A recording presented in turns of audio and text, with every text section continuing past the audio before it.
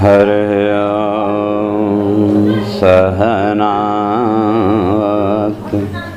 सहनौ भुनक्तु सह वीर्यं करवावहै तेजस्विनावधीतमस्तु मा विद्विषावहै। ओम शांति शांति शांति। शंकरं शंकराचार्यं केशवं बादरायणं सूत्रभाष्य कृतौ वन्दे भगवन्तौ पुनः पुनः। ईश्वरो गुरुरात्मेति मूर्तिभेदविभागिने व्योमवद्व्याप्तदेहाय दक्षिणामूर्तये नमः।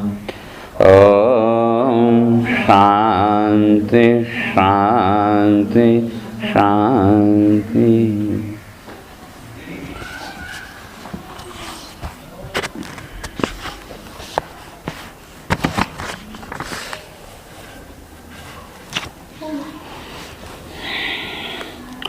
ओम दिष्ट्या हरेस्य भवतः पदो भू भारोपनीतस्तव जन्मनेसितु दिष्ट्यांकितां त्वत्पदकै सुशोभनै द्रक्ष्यामकाम्यां च तवानुकम्पितां न ते भवस्येष भवस्य कारणं विना विनोदं वत तर्कयामहे।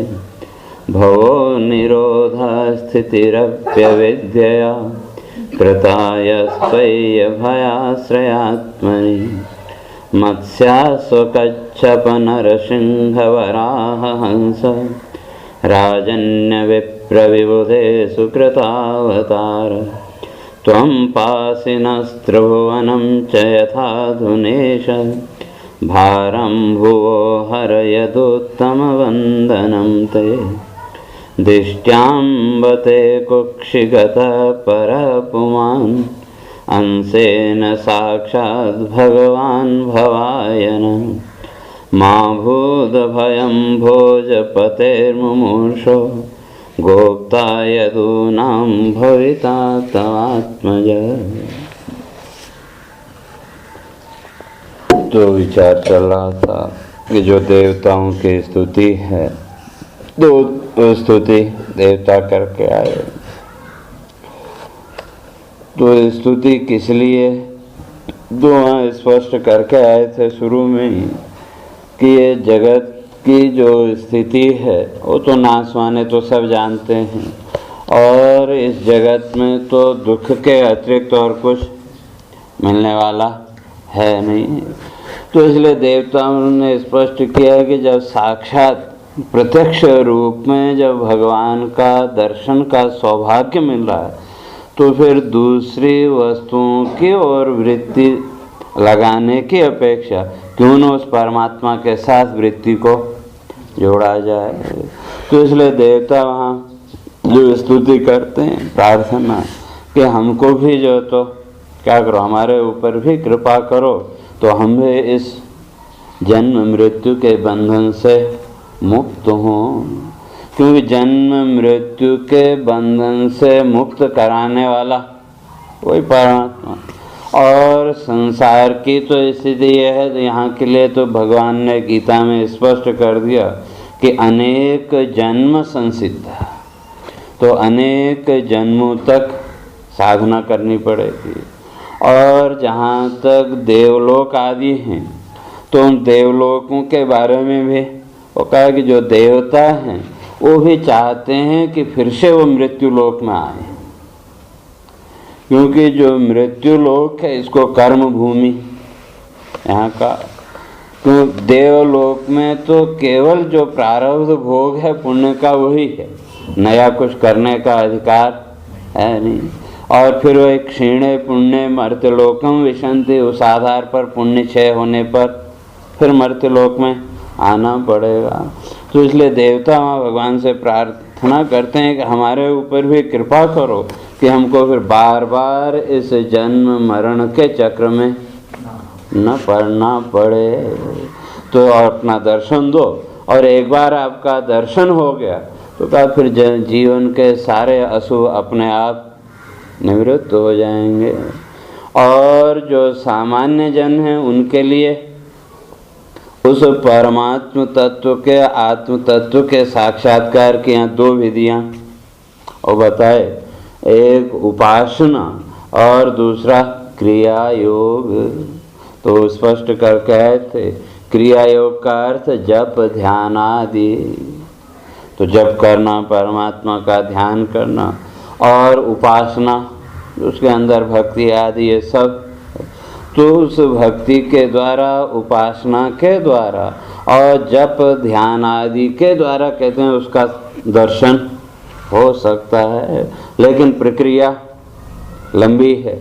तो इसलिए देवता कहते हैं कि भाई इतनी लंबी प्रक्रिया में हमको मत डालो, जब साक्षात आपका दर्शन का सौभाग्य मिल रहा है तो हमारे ऊपर कृपा करो कि हम यहीं से मुक्त हो जाएं।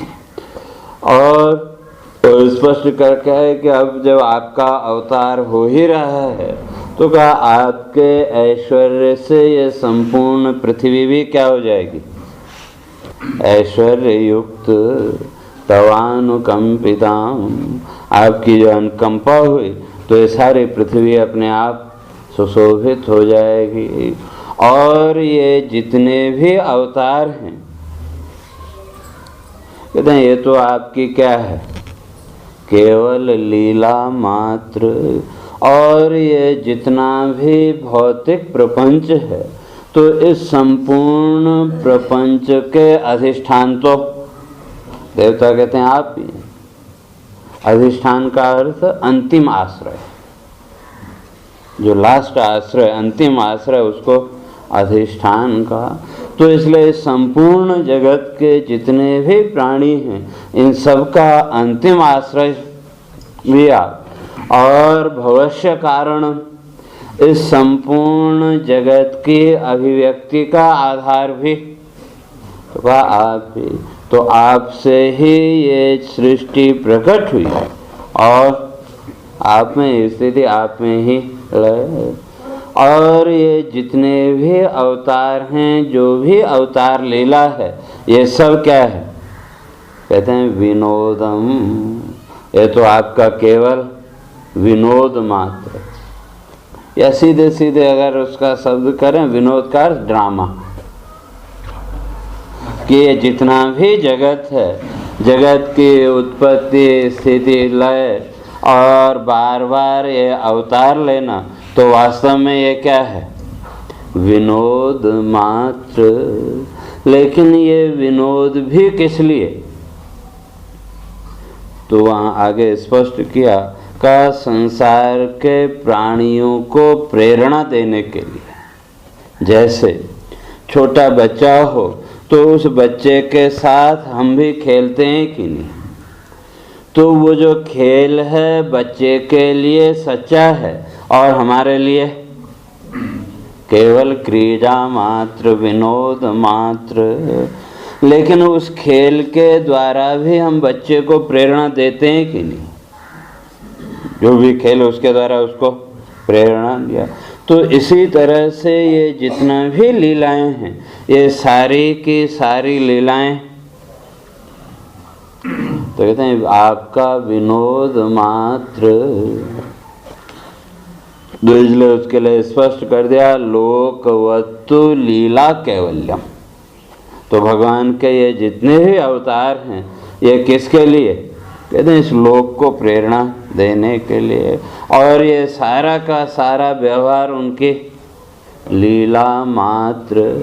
और जब जैसा समय आया उसके अनुसार और लीला की। तो यहाँ कहते हैं भवो निरोधो स्थितिरप्यस्य। तो ये सब लीला ही है। तो इस जगत की उत्पत्ति के आधार भी आप, स्थिति के आधार भी आप, और जो लय है उसके आधार भी आप। तो ये विनोद मात्र किस तरह से, तो जैसे हम भी जब कल्पना करते हैं तो वो सारी की सारी कल्पना वास्तव में क्या है, हमारा विनोद ही है। लेकिन यह है कि अपने अज्ञान के कारण फिर उसी कल्पना के साथ जुड़ गए। तो उसी तरह से का भगवान के लिए तो ये सारा जगत क्या है, एक क्रीड़ा मात्र। क्योंकि ये जितना भी द्वैत है, इस द्वैत का तो उसमें किंचित भी लेस भी नहीं है, थोड़ा सा भी इसका स्पर्श नहीं हो सकता।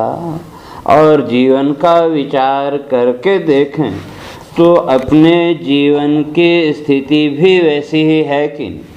तत्व की दृष्टि से अगर विचार करें, जिस तत्व को लेकर के हम मैं का व्यवहार करते आए, जिस तत्व को लेकर के मैं कहते हैं, वो जो तत्व है उसमें किसी प्रकार का राग द्वेष का लेस आया क्या? शुद्ध मैं का जो भाव है तो उसमें किसी प्रकार का वो नहीं। और ये जितना भी जगत है जिसको भी हमने सत्य माना, तो वो भी क्या है, अपने अज्ञान के कारण। या यूँ कहें कि जगत में जो भी हम अपना कहते हैं ये अपना है, तो जिसको भी हमने अपना कहा उस अपनत्व में क्या है, हम कहते हैं ये अपना है, लेकिन अपना वहाँ क्या है, केवल भ्रम मात्र, और उससे ज़्यादा और कुछ नहीं। बस ये कि हमारी वही वासना, भावना और संस्कार। तो इसलिए जो संसार है, तो संसार को इन तीन की त्रिपुटी माना, वासना, भावना और संस्कार। ये तीनों जब मिल गए तो उसका नाम संसार। तो संसार में जितनी भी वस्तुएं हैं उन सब का विचार करके देखें, जिस किसी भी वस्तु के साथ अपना मोह है, राग है, उन सब का विश्लेषण करके देखें तो इन तीन के अतिरिक्त और कुछ मिलने वाला नहीं है। वासना, भावना और संस्कार। और उन्हीं वासना, भावना और संस्कारों के आधार पर हम इस संसार में अपनत्व का आरोप कर लेते हैं। और अगर अपनत्व की बात करें तो क्या अपना, तो यहाँ जहाँ तक शरीर को ही लो तो सबसे ज़्यादा व्यक्ति का मोह किससे है, अपने शरीर से। लेकिन इस शरीर में भी अपनत्व क्या है, तो ये बड़ा सुंदर उदाहरण दिया। वैसे 2-3 उदाहरण दिए शास्त्रकारों ने। तो एक बड़ा अच्छा उदाहरण है कि कभी आप सब्जी आदि सुधार रहे हैं तो अचानक वो छुरी उंगली में लग गई, उंगली कट गई, दर्द होने लगा, तो आपने बैंडेज वगैरह वो बांधा। तो अब बाकी जो काम है वो भी करना है और उंगली में दर्द भी हो रहा है, लेकिन इस उंगली के दर्द से बगल वाली उंगली को कोई मतलब है क्या? तो बाकी की जो 4 उंगलियां हैं उनको इसके दर्द से, इसके दुख से कोई मतलब है नहीं। तो बाकी 3 उंगलियां, 4 उंगलियां अपना काम बराबर करती रहती हैं। तो ये तो आपके ही शरीर का अंग है जिसके साथ बहुत ज़्यादा मोह है। तो इस शरीर के अंग में भी एक ही आधार से जुड़े हुए जब 2 उंगलियों को एक दूसरे के सुख दुख से कोई मतलब नहीं, तो फिर संसार में किसको किससे हो सकता है। लेकिन यह है कि अपनी वही भावना आदि के आधार पर हम मान लेते हैं। इसलिए किसी ने बड़ी अच्छी बात की, मुझे याद आ गई। कहते हैं जो संसार है, संसार की स्थिति क्या है जिसको हम अपना मान रहे हैं, तो कहा जो न दे पाए तुम्हें कोई खुशी, जो न दे पाए तुम्हें कोई खुशी, तुम उन्हीं का दर्द अपनाते रहे। वो थे सब पैदाइशी भिखारी, जिनके आगे हाथ फैलाते रहे। तो संपूर्ण जगत की स्थिति तो, लेकिन इतना सब कुछ होने पर भी जीवन का ये संपूर्ण व्यवहार करते हुए भी ईमानदारी से विचार करके देखो कि वो जो अंदर तत्व है, जिसको हम आत्मा आदि शब्दों से कहते हैं, तो उसका इन किसी भी पदार्थों के साथ किसी तरह का जुड़ाव है क्या? केवल अपने आरोप या अपनी भावना आदि के द्वारा हमने और मान लिया कि ये ऐसा है। तो उसी तरह से कहते हैं जो परमात्मा है उसमें तो किसी भी प्रकार के द्वैत का कोई लेश नहीं है, इसलिए वो तटस्थ।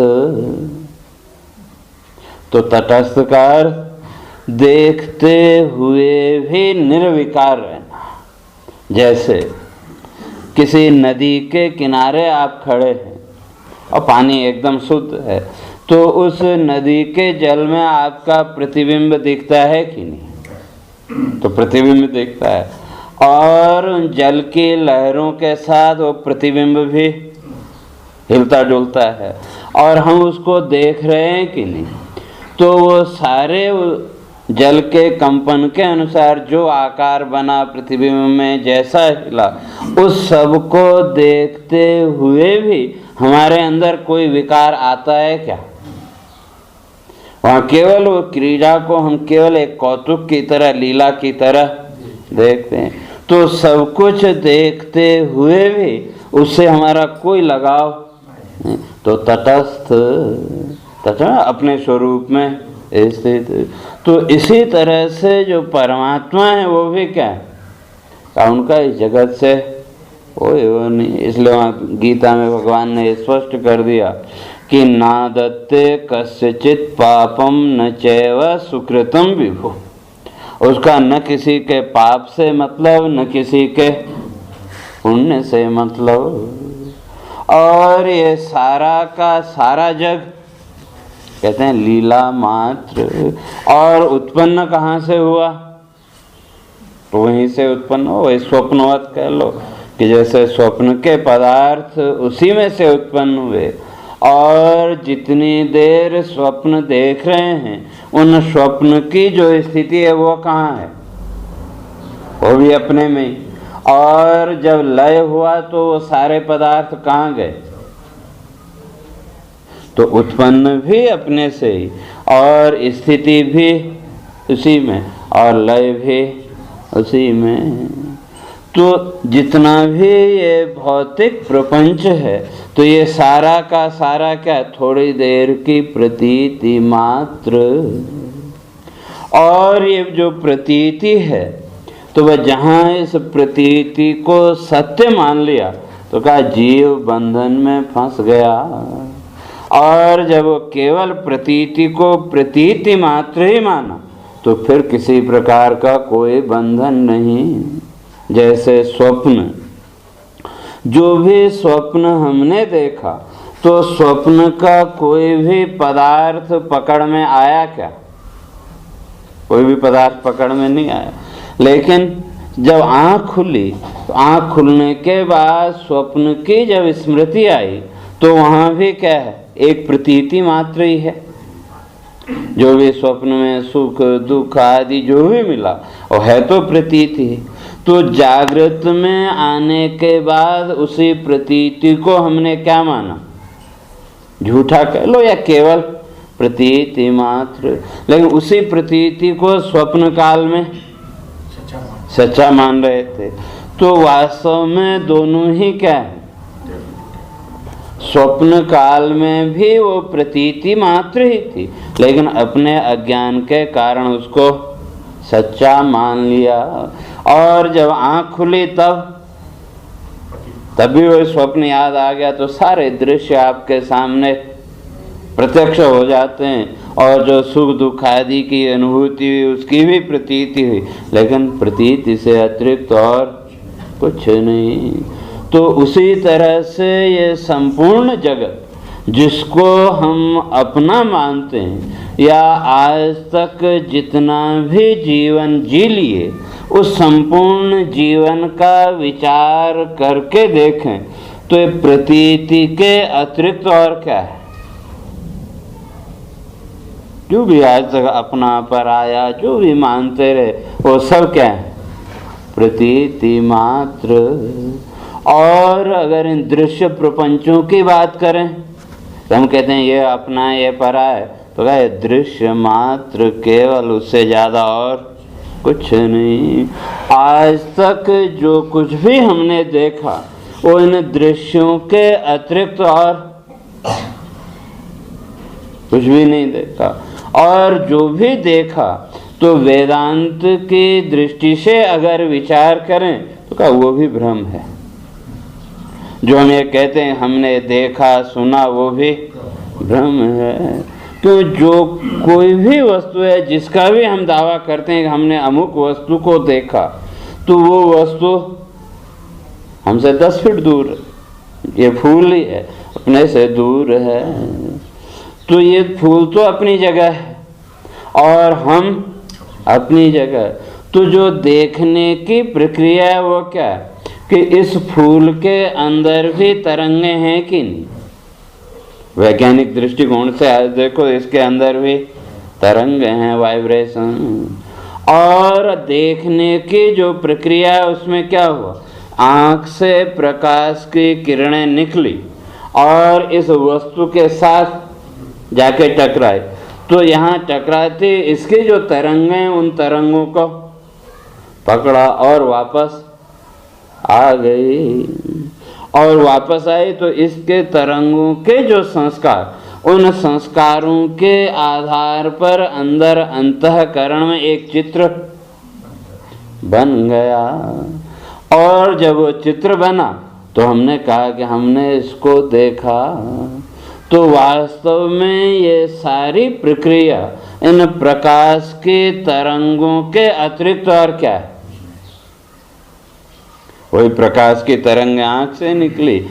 जैसे कैमरा है और आजकल तो वो आगे डिजिटल कैमरे, पहले तो वो जो डिजिटल कैमरा है उसमें क्या है? वो छोटी सी चिप उसके अंदर पड़ी हुई है, उसमें ढूंढो तो कुछ भी नहीं। लेकिन जैसे ही वो लाइट के साथ उसका संबंध हुआ तो वो सारे चित्र आपको दिखने लगे कि नहीं? तो उन सारे चित्रों में प्रकाश के अतिरिक्त और क्या है? केवल प्रकाश मात्र। जो चीजें जहाँ थी वो अपनी जगह वहीं हैं। तो इसी तरह से देखने सुनने की ये जितनी भी प्रक्रियाएं हैं ये सब क्या है? कहते हैं सब भ्रम मात्र। लेकिन अपने अज्ञान के कारण उस भ्रम को ही हमने सच्चा मान लिया। और जहाँ मान लिया तो बंधन में बंध गए।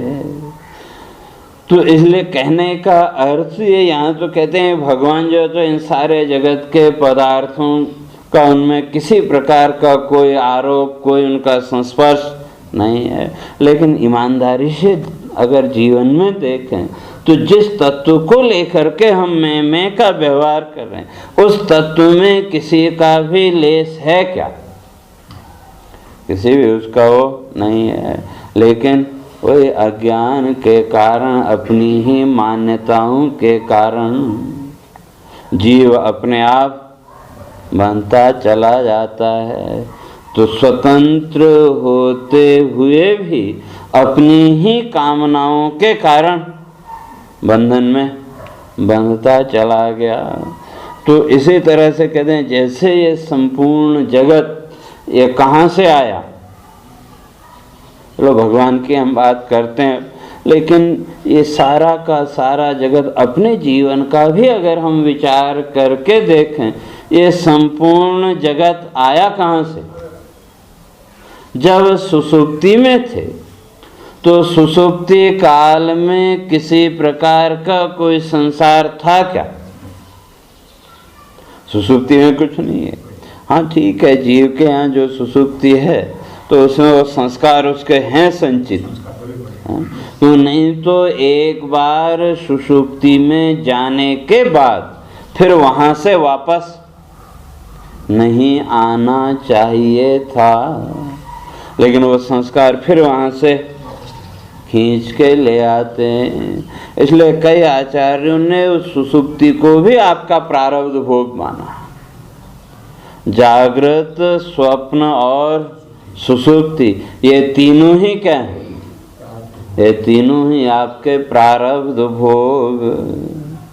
तो सुषुप्ति में जो सुख मिला तो वो जो तामसी जो आपका पुण्य कर्म है उसका फल। तो कई लोग हैं नींद नहीं आती, नींद के लिए परेशान होते हैं, और कई लोग ऐसे हैं कि इतनी नींद आती है वो नींद से परेशान, और कई लोग बीच में एक सामान्य उसमें। तो इसलिए स्वप्न, सुषुप्ति और जागृत इन तीनों को ही प्रारब्ध भोग माना है। लेकिन फिर भी सुषुप्ति काल का अगर विचार करके देखें तो उस समय किसी प्रकार का कोई संसार है क्या? उस समय किसी प्रकार का कोई संसार की वृत्ति नहीं है। लेकिन जैसे ही आँख खुली और आँख खुलने के साथ ही धीरे धीरे आपके वो जो संस्कार थे वो प्रकट होने लगे, और उन संस्कारों के साथ साथ हमारा जो जगत है वो भी प्रकट होने लगा। तो ये सारा जगत आया कहाँ से? बाहर की जो वस्तुएं वो तो जहाँ थी वहाँ पड़ी, लेकिन सुषुप्ति में हमारे लिए उसका कोई अर्थ है क्या? इसलिए सुषुप्ति और जीवन मुक्ति इन दोनों को समकक्ष माना। लेकिन अंतर इतना ही है, सुषुप्ति अज्ञान पूर्वक और जीवन मुक्ति ज्ञान पूर्वक। तो प्रक्रिया एक ही। वो कठोपनिषद ने उसको स्पष्ट किया कि जैसे सुषुप्ति में जाने की प्रक्रिया है तो वही ज्ञान की भी प्रक्रिया है, और वही मृत्यु की भी प्रक्रिया है। प्रक्रियाएं तीनों, जीवन मुक्ति की अवस्था तक पहुंचना उसकी प्रक्रिया भी वही सुषुप्ति जैसी, और जो मृत्यु की प्रक्रिया है वो भी सुषुप्ति जैसी, और जो सुषुप्ति की है वो तो है ही। लेकिन अंतर, सुषुप्ति में हम जाते हैं अज्ञान पूर्वक, और मृत्यु का जो क्षण है उसमें एक क्षण के लिए ज्ञान हुआ, उससे पहले तो वहाँ अज्ञान है। वहाँ परमात्मा ने कृपा करके उस अविद्या वृत्ति को हटा दिया। और जो जीवन मुक्ति की है तो इन सारी प्रक्रियाओं को वो जो साधक है वो अपने ज्ञान में करता है। सुषुप्ति और मृत्यु की प्रक्रियाएं प्रकृति के अधीन अपने आप होती, और जो साधक है वो उस प्रक्रिया से धीरे धीरे आगे बढ़ता है। तो वो जो प्रक्रिया, लय प्रक्रिया, कल भी चर्चा किए थे। तो पहले संसार में आने का देखो, तो सुषुप्ति काल में इस जगत के किसी भी पदार्थ से आपका कोई संबंध, एकदम निर्लेप जैसे हैं। निर्लेप नहीं है लेकिन निर्लेप जैसे। तो अगर निर्लिप्तता आ जाए तो फिर सुषुप्ति से वापस नहीं आएंगे। लेकिन वो संस्कार अत्यंत सूक्ष्म रूप में, वहाँ जो संस्कार हैं वो फिर वहाँ से खींच के ले आते हैं। और पहले भी एक दो बार शायद स्पष्ट किया था कि सुबह जब आँख खुली, आँख खुलते ही जो पहला क्षण है, उस पहले क्षण में अपना विचार करके देखो तो उस समय किसी प्रकार का राग द्वेषादि है क्या? लेकिन अपने होने का बोध तो है। लेकिन मैं कौन हूँ, क्या हूँ, ये बोध नहीं है। लेकिन शुद्ध अपने होने का जो भाव है वो वहाँ है। लेकिन प्रथम क्षण में, और फिर वो जो प्रकाश है, प्रकाश तो वही आत्मा का, तो फिर वो प्रकाश फैला। और प्रक्रिया यूं समझ लो जैसे आजकल इसकी है मोबाइल की। मोबाइल से आपने किसी का नंबर मिलाया तो सबसे पहले वो तरंगें कहाँ गई? जो उनका टावर है, हेड ऑफिस है वहाँ, और वहाँ से फिर जहाँ का आपने नंबर मिलाया है वहाँ उसके नंबर तक गए, तो वहाँ घंटी बजने लगी। तो उसी प्रकार से ये जो प्रकाश है ये भी फैला। तो उसके आधार हैं 4। आपका ये अंतःकरण, मन, बुद्धि, चित्त और अहंकार। तो जो अहंकार है तो इसे अहम को ही संचालक माना कि अगर ये अहम वृत्ति न हो तो जीवन की कोई भी प्रवृत्ति संभव ही नहीं है। इसलिए वो जो अहम वृत्ति है वो है संचालक। तो इसलिए वो जो अहंकार है तो उसके फिर 2 भेद, एक समष्टि और एक व्यष्टि। समष्टि हो गया वही एक्सचेंज की तरह, और व्यष्टि आपका अपना। तो वो जब प्रकाश चला तो सबसे पहले समष्टि अहंकार के साथ उसका जुड़ाव हुआ, क्यों मूल आधार तो वही है। लेकिन आपके एक उसमें तो जैसे ही वो प्रकाश बाहर निकला तो समष्टि के साथ जुड़ा, और समष्टि के साथ जुड़ते ही आपके अहम के साथ वो प्रकाश जुड़ा। तो जैसे ही वो प्रकाश आपके चित्त के साथ उस अहंकार के साथ जुड़ा तो अपने होने का जो बोध है वो थोड़ा सा स्पष्ट हुआ। प्रथम क्षण में केवल होने का बोध, कौन हूँ क्या हूँ कुछ नहीं, केवल एकमात्र अस्तित्व का भाव। तो वहाँ किसी प्रकार का न कोई राग न कोई द्वेष, कुछ भी नहीं। और फिर जब अहम के साथ जुड़े तो अपने होने का नहीं, मैं हूँ, ये स्पष्ट हो गया। और फिर प्रकाश आगे बढ़ा तो आगे है आपकी बुद्धि। तो जो बुद्धि है, बुद्धि का काम है निर्णय करना। तो प्रकाश आते आते जब आपकी बुद्धि वृत्ति पर आया तो बुद्धि ने निश्चय किया कि नहीं तुम हो, लेकिन अभी कौन हूँ क्या हूँ ये नहीं। तो फिर आगे है आपका चित्त, और जो चित्त है ये आपके संस्कारों की सीढ़ी। और उस चित्त से जैसे प्रकाश उड़ा तो चित्त के अंदर हैं वो संस्कार। तो संस्कार प्रकट हुए, तो उन संस्कारों के प्रकट होते ही मैं स्त्री हूँ, मैं पुरुष हूँ इत्यादि सारा ज्ञान स्पष्ट हुआ। तो यहाँ तक आने में देर कितनी लगी? मुश्किल से 1 सेकंड। लेकिन अभी इतनी देर तक बिस्तरे पे लेटे होते, हिलते नहीं है। हाँ, कभी कोई अचानक कोई ऐसी बात हो तब की बात अलग है, लेकिन सामान्य जो प्रक्रिया है उसमें जब तक आपको स्व का स्पष्ट बोध नहीं हो जाता कि मैं कौन हूँ क्या हूँ, तब तक शरीर में कोई हलचल नहीं है। विचार प्रक्रिया आपकी चल रही, अपने होने का आपको बोध हो गया। और कई बार वो स्पष्ट नहीं हुआ तो भ्रम भी होता है कि कहीं नई जगह आप जाओ, रोज घर में हो तब तो नहीं, लेकिन नई जगह आप जाओ तो कई बार वो भ्रम की स्थिति हो जाती है कि मैं कहाँ हूँ। और अगर हमेशा घूमते रहो तब भी कई बार होता है। तो वहाँ तक पहुँचने तक आप बिस्तरे पे यूँ कहते हो एकदम जड़ की तरह लेटे हुए हैं। तो चित्त तक जब आप आए तो आपके संस्कारों ने क्या किया? आपके संसार को प्रकट किया कि मैं ये हूँ, मैं वो हूँ, जो भी है नाम आदि सब को लेकर के। तो अब वहाँ से फिर प्रक्रिया आगे, उसके आगे मन, और ये जो मन है आपकी इंद्रियों का लीडर। तो फिर वो प्रकाश आगे बढ़ा मन के पास, और जैसे ही मन के साथ जुड़ा तो मन ने उस प्रकाश को आगे इन 10 इंद्रियों के पास भेज दिया। और जैसे ही मन के साथ वो प्रकाश जुड़ा तो हमारे इस पूरे शरीर में एक प्रकार की विद्युत तरंग तो हलचल होगी।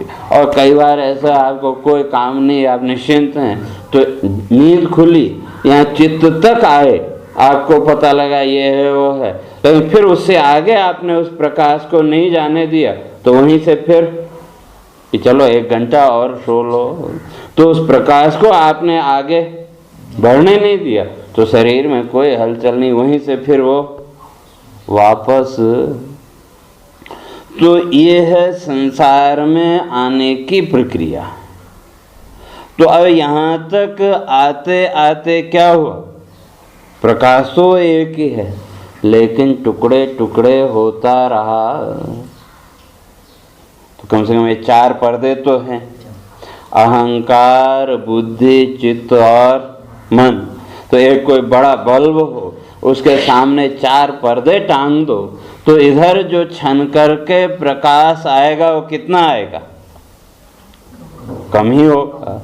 तो अगर यूं देखें तो 25-25% अगर माने, तो संसार तक आते आते हमारा जो आत्म प्रकाश है, स्व का प्रकाश है, वो कितना रह गया, कुल 25%।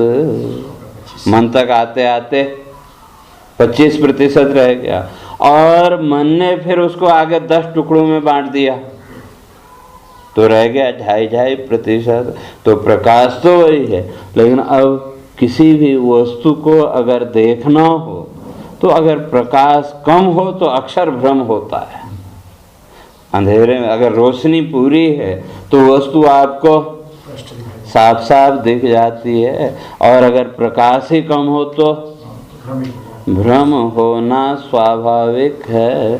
तो वही स्थिति जीव की भी है। प्रकाश तो वही है, उसी प्रकाश से सब प्रकाशित हो रहे हैं, लेकिन प्रकाश की न्यूनता के कारण अपने ही भ्रम में बंध गया। तो ये तो हुई जगत तक आने की प्रक्रिया।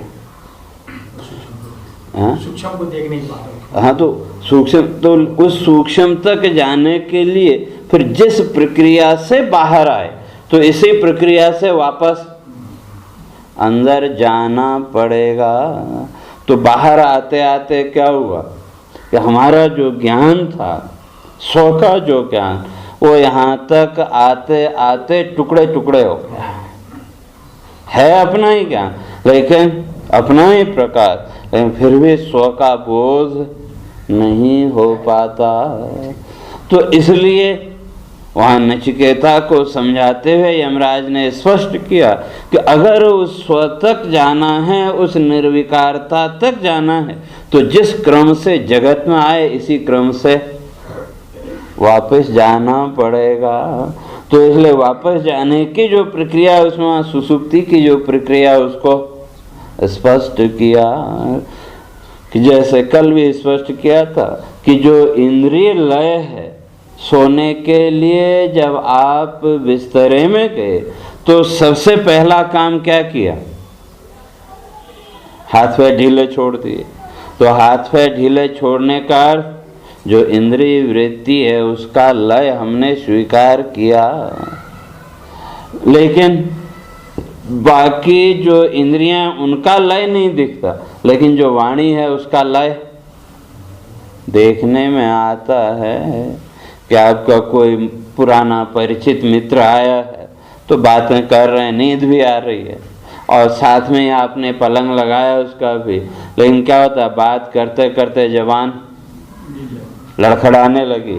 तो जवान जब लड़खड़ाने लगी तो हम समझ जाते हैं कि इसको नींद आ रही है। तो वो जो जवान लड़खड़ाना कहते हैं, वो वाणी का लय प्रत्यक्ष है। बाकी जो इंद्रियां हैं उनका लय प्रत्यक्ष देखने में नहीं आता, लेकिन वाणी का लय देखने में आता है। तो इसी तरह से जो साधक है उसकी भी प्रक्रिया हुई कि सबसे पहले क्या करें, संपूर्ण वृत्तियों का लय वाणी में, और फिर उस वाणी का लय मन में।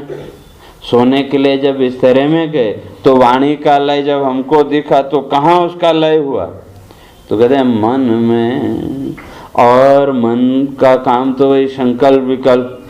और जब तक आप मन में रहते हैं तो तब तक न आप जागृत में हैं और न स्वप्न में हैं, बीच की अवस्था। बाह्य जगत से भी, या कई बार हम कहते हैं ना अभी तो झपकी आ ही रही थी, या कहते हैं अभी आंख लगी ही थी, तो वो क्या है, बाह्य इंद्रियों का लय हो गया और मन तक हम पहुंचे। अभी उससे आगे नहीं जा पाए थे, कोई बीच में आवाज आए, विघ्न आया, फिर हम एकदम जागृत में आ गए। और जब उस मन से फिर आगे बढ़े तो आगे फिर वही चित्त, और चित्त में वही संस्कार, तो वहां संस्कारों के कारण स्वप्न दिखेंगे।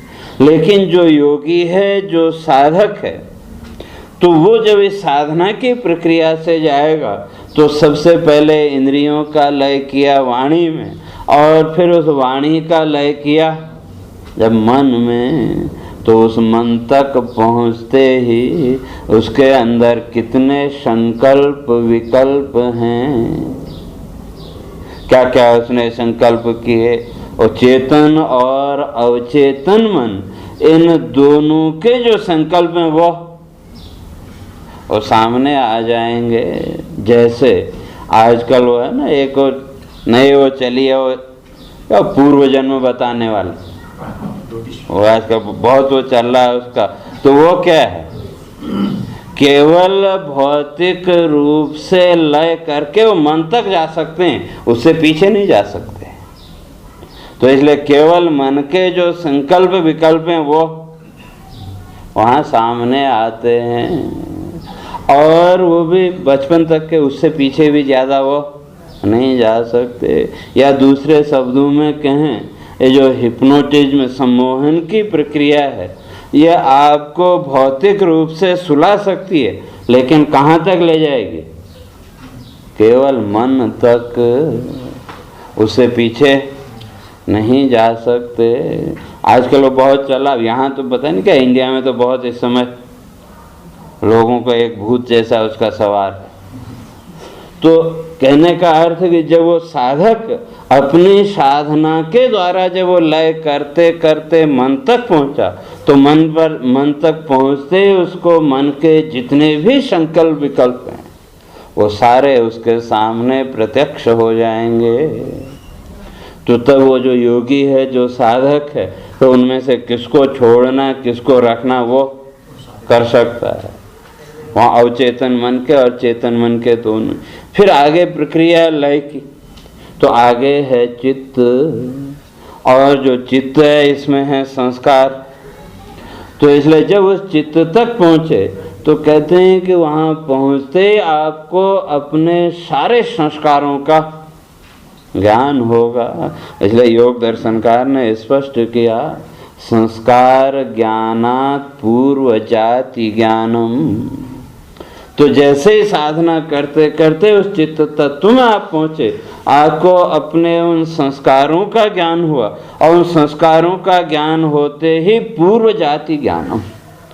आज तक जितने जन्म लिए, कहाँ कहाँ जन्म लिए, क्या क्या सुख दुख आदि भोग भोगे, और अभी तक जो जो कर्म किए उनके जो संस्कार संचित हैं, तो उन संचित संस्कारों के आधार पर आगे कहाँ कहाँ जन्म लेना पड़ेगा, वो सब वहाँ ज्ञान होगा।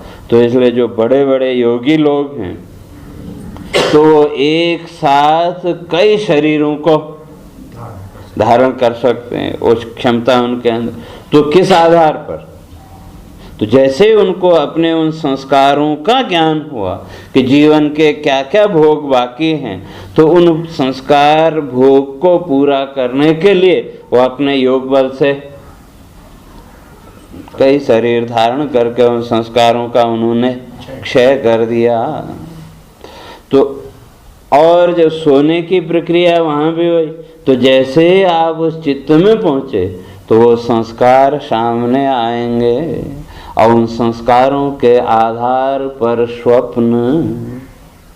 लेकिन स्मृति स्मृति तब की रहेगी जब वो चित्त का भी लय कहाँ हुआ, बुद्धि में। तो चित्त का जिस क्षण में बुद्धि में लय हुआ, तो वो जो दोनों का कनेक्टिंग पॉइंट है, उस क्षण में जो संस्कार सामने आएगा वो आपको स्वप्न के रूप में याद रहेगा। और जो योगी है, जो साधक है, उसको तो याद नहीं करना, तो उसने तो उन संस्कारों का भी क्या किया, फिर अपनी साधना के द्वारा लय तो कहाँ, कहते हैं बुद्धि में। और जो बुद्धि है उसका संबंध माना सूर्य से। तो योग दर्शनकार कहते हैं कि सूर्य संयमात भुवन ज्ञानम। तो इस साधना की प्रक्रिया से चलते चलते जब आप उस बुद्धि तत्व तक पहुंच गए, तो उस बुद्धि तत्व में पहुंचते क्या होगा, का भुवन ज्ञानम। आपका ये जो संपूर्ण शरीर है, इस संपूर्ण शरीर की रचना का ज्ञान। तो और भुवन से वहां पूरे ब्रह्मांड को भी स्वीकार किया, तो उस बुद्धि तत्व तक पहुंचते ही आपको इस संपूर्ण ब्रह्मांड का ज्ञान हो जाएगा। तो कुछ भी आपके लिए फिर अविज्ञेय रहेगा ही नहीं। लेकिन अभी अंतिम बिंदु बाकी है, तो फिर पीछे है अहम। तो तब उस बुद्धि का भी लय करना किसमें, अहम है। तो जब उस अहम तक आप पहुंचे, तो सांख्य दर्शनकार कहते हैं तब आपको स्वस्वरूप का साक्षात्कार होगा। तो और इधर सोचने की जो प्रक्रिया है, तो बुद्धि के में जब आप पहुंचे तो सामान्य सुषुप्ति, और उस बुद्धि का जब अहम में लय हुआ तो गाढ़ सुषुप्ति। और उस गाढ़ सुषुप्ति की अवस्था में आपके बगल में कोई नगाड़े भी बजाते रहे तो आपको नहीं पता लगेगा। लेकिन जो सामान्य सुषुप्ति है उसमें थोड़ी आवाज होते आप उठ जाएंगे। तो इसलिए सुषुप्ति के भी दो भेद, एक सामान्य और एक गाढ़ सुषुप्ति। तो इधर गाढ़ सुषुप्ति जिसमें हम कहते हैं कुछ भी पता नहीं लगा, बहुत बढ़िया नींद आई, वो गाढ़ सुषुप्ति की अवस्था। और सामान्य सुषुप्ति में आपको बाहर का भी थोड़ा सा आभास है। जैसे कई बार होता है कि हम थके हुए कहीं से आए, कमरे में लेटे हैं चादर ओढ़ के, बाह्य जगत से कोई मतलब नहीं, लेकिन इतने में कोई कमरे में आया, हमने चादर भी नहीं हटाई, लेकिन फिर भी वो जो व्यक्ति आया कहाँ तक कमरे में गया और कहाँ से वापस गया, ये सब पता लग जाता है कि नहीं। तो ये किसके कारण, तो कहा ये आपका जो संचालक मन है। तो अभी आप गाढ़ सुषुप्ति तक पहुँचे नहीं और जागृत में भी नहीं। तो इसलिए सामान्य सुषुप्ति में आप जिस समय हैं, तो उस समय आपको थोड़ा सा बाहर का भी आभास रहता है प्रथम क्षण में। तो कहने का अर्थ ये, जब बुद्धि तक पहुँचे तो सामान्य सुषुप्ति में, और उधर साधना के द्वारा जब लय करते करते बुद्धि तत्व तक पहुँचे तो कहा भुवन ज्ञानम, या वहाँ कह दिया काय व्यूह ज्ञान। ये जो संपूर्ण शरीर है, संपूर्ण शरीर की संरचना का आपको ज्ञान। और फिर उसका लय किया किसमें, अहम में। तो जब अहम में लय किया तो कहते हैं तब आपको स्वस्वरूप की निर्लिप्तता का आभास। लेकिन अभी दर्शन नहीं हुआ, तो तब वो सांख्यकार कहते हैं यहाँ पहुँचने के बाद ये प्रकृति आपकी मदद करेगी। जब इस साधना के क्रम से आप स्वयं अहम तत्व तक पहुँच गए, तो तब प्रकृति आपकी सहायक होगी।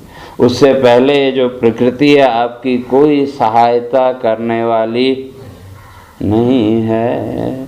तो सहायता क्या, तो कहते हैं अब कोई विघ्न अगर आपके रास्ते में है तो उस विघ्न को हटाने का काम फिर प्रकृति का है। तो उस अहम तत्व तक पहुंचने के बाद आपकी क्रिया रूपता सब अपने आप निवृत्त हो गई। जैसे गाढ़ सुषुप्ति में जब पहुंचे तो वहाँ किसी प्रकार की कोई क्रियाशीलता नहीं है। तो उसी तरह से साधना के द्वारा पहुँचते पहुँचते जब अहम तत्व में पहुँचे तो वहाँ से फिर प्रकृति आपका आगे का जो द्वार है वो प्रकृति खोलेगी। तो फिर वहाँ तक आप पहुँच गए तो शास्त्रकार कहते हैं फिर उससे आगे आप मुक्त। तो कहने का अर्थ ये कि ये जो इतनी प्रक्रिया है इसका विचार करके देखें तो वास्तव में वो जो तत्व है वो निर्लिप्त है कि नहीं। अब अपने ही उसको विचार करके देखें, है निर्लिप्त। लेकिन जगत के ये जितने भी प्रपंच हैं, जितने भी पदार्थ हैं, इनसे वास्तव में कोई संबंध है ही नहीं। लेकिन फिर भी अपने उस भ्रम के कारण मान लिया। तो उसी तरह से यहाँ भी कह रहे हैं कि ये जो जगत है, इस जगत को जो भक्त लोग मान लेते हैं कि भगवान ने ऐसा किया वैसा किया, का वो सब भगवान का तो वो केवल लीला कौतुक मात्र है। वो केवल लीला करते हैं, क्रीड़ा मात्र करते हैं, तो उनका किसी से कोई संबंध है नहीं। और कहते हैं कि ये जितने भी वहाँ रूप आदि की कल्पनाएं हैं, ये सब भी क्या है? अविद्या के द्वारा, अज्ञान के द्वारा आरोपित। तो इसलिए कहते हैं कि भाई आपने तो अवतार लिए, नाना अवतार, मत्स्य अवतार, कच्छप अवतार इत्यादि, हर युग में अवतार लिए। और भागवत में तो 22 अवतारों की ही चर्चा है। 24 अवतार माने गए हैं, लेकिन भागवत के शुरू में केवल 22 अवतारों का वर्णन है। तो ये जो अवतार हैं तो ये किसके लिए? कहते हैं भारावतार आया। ये पृथ्वी का जो भार है उस भार को दूर करने के लिए ये सारे अवतार। तो इसलिए देवता कहते हैं हम उन सारे अवतारों का स्मरण करते हुए आपको नमस्कार कहते हैं, आपका वंदन करते हैं, क्योंकि ये सारा जगत संपूर्ण संसार आप में ही आरोपित। तो इसलिए बंधन और मोक्ष भी क्या हो गया? वो भी आरोपित। जो भी बंधन और मोक्ष है वो भी आरोपित। इसलिए भोले बाबा ने एक बड़ी अच्छी बात कही। कहते हैं कि जहाँ तक बंधन और मोक्ष की बात है, जो अपने को ये मानता है कि मैं बंधन में हूँ, का वो मुक्त नहीं हो सकता। और जो ये मानता है कि मैं मुक्त हूँ, तो का वो कभी बंधन में पड़ ही नहीं सकता।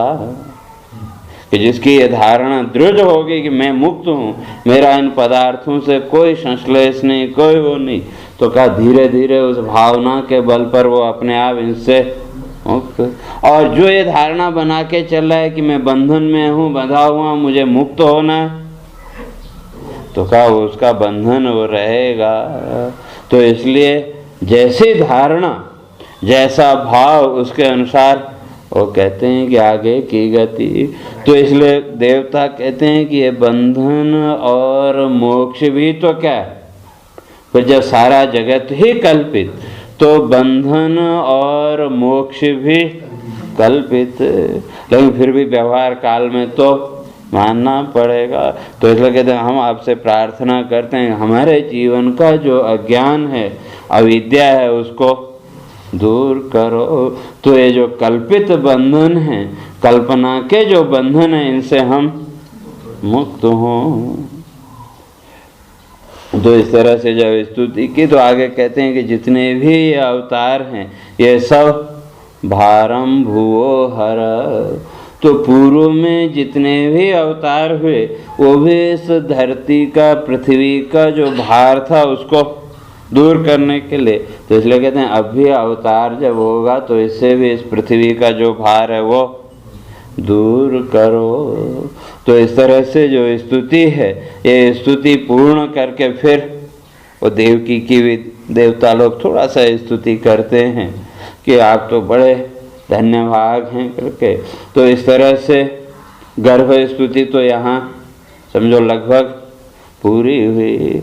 लेकिन इसके बाद जब भगवान ने अवतार लिया तो उसके बाद फिर देवकी और वसुदेव, उन दोनों को जब पता लगा कि ये तो साक्षात ईश्वर है, तो तब वहाँ उन दोनों ने भी फिर आगे स्तुति की है। तो सबसे पहले वसुदेव जी ने जो स्तुति की है वो, तो उसकी चर्चा फिर अपने इसी क्रम में फिर आगे वसुदेव जी ने जो भगवान की स्तुति की है उसकी चर्चा कल से करेंगे। तो अब सीधे होके बैठिए। हरे